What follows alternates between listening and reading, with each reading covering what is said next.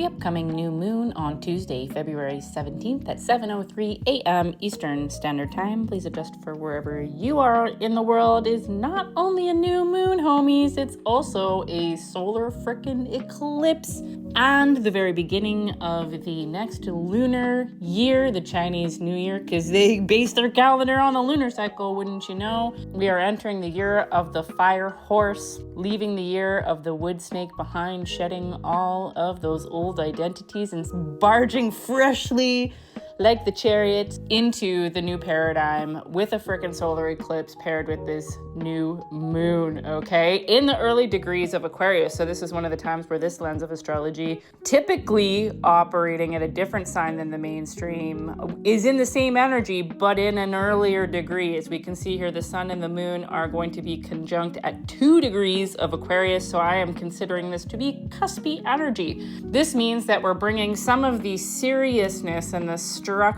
the limitations, and the patience that come with Capricorn as we set these new intentions at 2 degrees Aquarius, which is the energy of the High Priestess in the major arcana, the sacred receivership, the feminine, opening, expansive force paired with the magician creates the Empress. This is the law of 3 in action. So together, the sun and the moon at this degree in Aquarius is giving new beginnings through your inner authority, not external guidance, okay? This is new earth paradigm, homies. We are leaving the external locus behind in the past. That is old paradigm. We are not putting our authority outside of ourselves anymore. We are realizing that our authority has been within us this entire time. Aquarius is all about freedom, future timelines, collective upgrades, and if you've been following my work for any amount of time, you will have heard me talk about this collective shift from the head to the heart, and each cycle is amping up as we move forward into the year of the fire horse. Side note, I just poured like 2 weeks of my life into curating an incredibly detailed lunar calendar in the true Sidereal 13 sign lens. There is nothing out there that compares to what I have created as I have gone through every single new and full moon for the next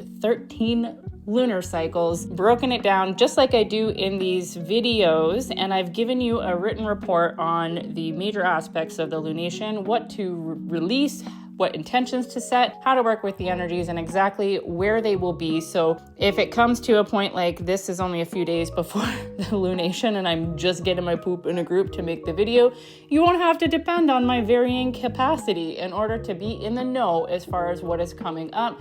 This is available as a standalone purchase on my website, or if you are one of my Circle of Stars Mystery School members, you get it included within your membership. And on that note, I am hosting a new moon solar eclipse year of the fire horse somatic renewal ritual that is only open to my Circle of Stars members. These rituals are potent and powerful, and they were open for some time, but I'm closing them off to build more intimacy and relational safety within those who are participating in them. So check out the link in my bio, get into the Circle of Stars if you want to integrate this information in real time. And hey, this is that Capricorn vibe coming through, me getting my shit together and actually building these systems and structures, putting the work in, the time in, okay? Because we do have this cuspy Capricorn vibe, the undertone of taking shit seriously.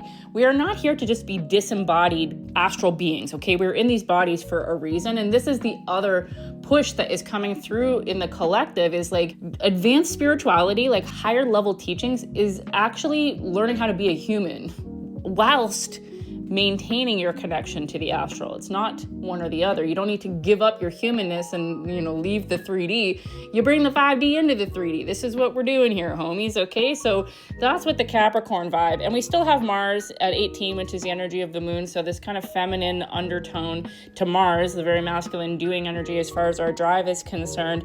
And then, Pluto and Capricorn working their way through dismantling the old paradigm, overemphasizing that energy, right? A lot of the Capricorn structure vibe, the hard work energy has really got a bad rep, especially in the spiritual community. It's not that we don't need to work, it's just that our work is serving the feminine first, right? We have to make space and get in touch with the feminine.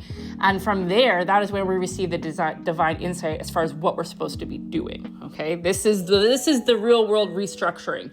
that we are currently experiencing. And the rising of the divine feminine intelligence, the intuition, the receptivity, the non-linear knowing, all of these themes are coming up in this lunation, especially considering the role that Black Moon Lilith is playing at 4 degrees Scorpio, Lilith being the repressed feminine, the wild feminine, making her way through the underworld at present. The lunation itself will be making a square to Lilith.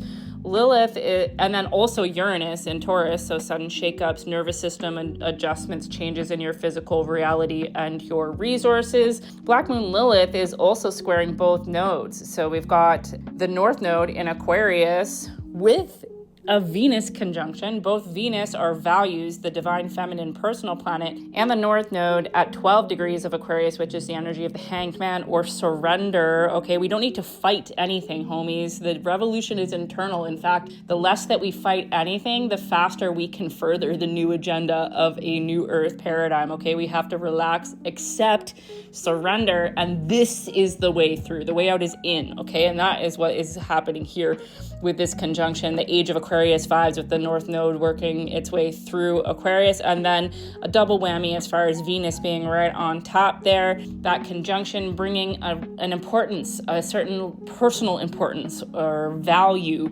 to this collective dharma of the new earth paradigm and taking our power back from the external authority. Mercury also in Aquarius energy at this time as well, so really bringing our thoughts, our communication, and that to the forefront as far as our freedom is concerned. And they're all opposing, obviously, the South Node in Leo, dismantling the old paradigm of performative anything, doing things because it looks good, superficial spiritual gurus talking the talk and not walking the walk. All of this kind of shit is being dismantled. And both of the nodes, as well as the lunation, are squaring Lilith, okay? Lilith putting her frickin' foot down, saying no more to the patriarchal imbalance. And this is not to say that the matriarchy is better, but it is to say that the feminine rising is the natural order as far as creation goes. Everything comes from a womb, homies, okay? The void, the feminine, and then the masculine. That's how the order goes, okay? So this tension as far as the collective dharma of freedom and innovation, leaving behind the superficial, doing things for the like, egoic leadership, performative spirituality, and Black Moon Lilith calling her power back as the rightful divine feminine. Of note also, on Tuesday's lunation, the new moon is coinciding with a long-standing conjunction of Saturn and Neptune. At this point, Neptune has squeaked forward just a degree, but they're still close enough to be considered conjunct. This is going to be happening through the rest of February and into early March. The energy of the Wheel of Fortune and Justice, the Builder and the Dissolver in Pisces. This is bringing an end to illusion. This is bringing a certain devotion, discipline from the inside, essentially. That's what devotion is, okay? Taking your spiritual self more seriously, building the structures that you need to build in order to harness a more magical existence in the muggle world, where we don't have to give up being a muggle in order to be a magician. The two are not mutually exclusive anymore. We are here to bridge the gap. Those of us, the new earth leaders, here to actually embody both ends of the polarity, the spiritual and the physical, okay? So you have to discern for yourself where you fall on that spectrum. Are you somebody who has overemphasized the material and needs to get more in touch with your spiritual? Or are you somebody who has been really comfortable in the astral realms and giving up the humanness, and now it's time for you to return into your body and, be a muggle, right? That's individual for everybody. I would say that there's a pretty even split as far as my interactions go with people on either end of that polarity. So let me know in the comments, where do you land? Or better yet, let me know in the Discord server. We talk about this shit in our community calls every week. So this aspect, the conjunction of Saturn and Neptune, is, wouldn't you know, trining Lilith as well, okay? So a supportive aspecting between the repressed feminine and this dissolution and rebuild, basically. The building of new earth is what's happening here with the Saturn-Neptune conjunction. A couple of supportive sextiles as well to Uranus in Taurus and Pluto in Capricorn. So really just giving new earth vibes, okay? Like if you can lean into surrender, acceptance, and make neutrality your homeostasis, you're going to be well set to see what opportunities come up for you to act on, essentially, okay? And if you don't know what they are, that means it's not time to act. It means it's time for you to rest and receive and get comfortable in the void. We still have a square happening as well between Chiron in Pisces, our wounds around receivership and spirituality, and Jupiter in Gemini, expanding a new paradigm. So basically, as you expand, your wounds get pushed on. As your wounds are pushed on, you expand. Okay, this is how it works. The wounds are our healing food, essentially. They're like the fuel that feed our healing process, and the experience of healing is what we're here to do, okay? And that expands us into a new paradigm, and then vice versa. The more that we expand, the more we're like, oh shit, I'm going to be seen and burned at the stake, that kind of vibe, okay? So we've got that going on in the background as well. Jupiter also trining this situation with the North Node, Venus, and Mercury, so supportive element as far as expansion and the collective dharma and valuing of this new earth paradigm go. And then finally, we also have another supportive aspect, a long-standing cradle formation going, involving Black Moon Lilith, Pluto in Capricorn, the conjunction of Saturn and Neptune, and then Uranus. So all these social planets basically supporting each other in the movement of the collective from the head to the heart, comforting us, holding us in this cradle as we get comfortable in the void, okay? Because when you let something go, it's not like the new thing just comes right away, okay? So if you're letting go of an old way of being, which we all should be doing at this point, you have to have nothing for a while, right? There's not like immediately known what the next way is. And so that is where most people turn back. So this supportive cradle pattern is helping us to have events fall into place, as long as you are not holding on to the past and trying to drag it into the future with you, okay? Don't eat the past and shit it into the future, is one of my former teachers would say.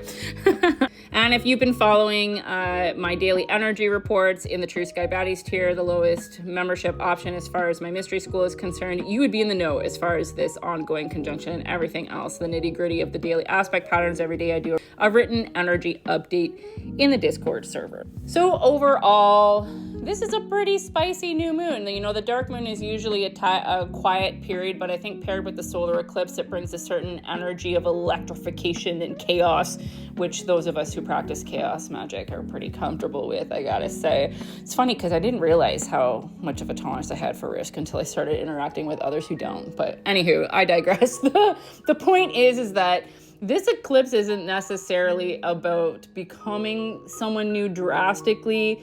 It's more about releasing the timelines and the ways of being that were never yours in the first place. So, you know, these patterns and the contractions, the layers of restriction that were given to you intentionally as part of the game, but are no longer necessary, okay? Like your nervous system will feel what needs to go before your mind understands it. So if you've got the chatter in your mind, remember the 2 simple steps to enlightenment, homies. Calm the body down and train your attention inwards, okay? And how you do that, it's different for everybody, but essentially be mindful of what you're putting into and onto your body. Take care of your vessel because it is intricate technology.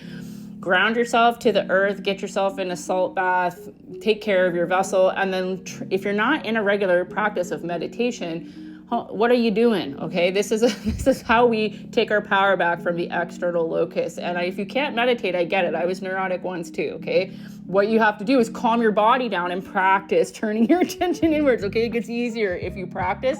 If this feels really overwhelming and you would like some support with this, hey, this is what we do in the Discord server and also what I do with my one-on-one clients. So check out the link in my bio. Come connect with other homies who are neurotic as well, potentially, and will help you build relational safety within the collective, okay? So that's it for this transmission. I'd love to see you in the Discord server and especially in the Circle of Stars membership for the new moon solar eclipse ritual. And if you're still listening to this, thanks so much for supporting me with your ears and eyes and heart. And I will see you in the next one. And hopefully in the Discord server.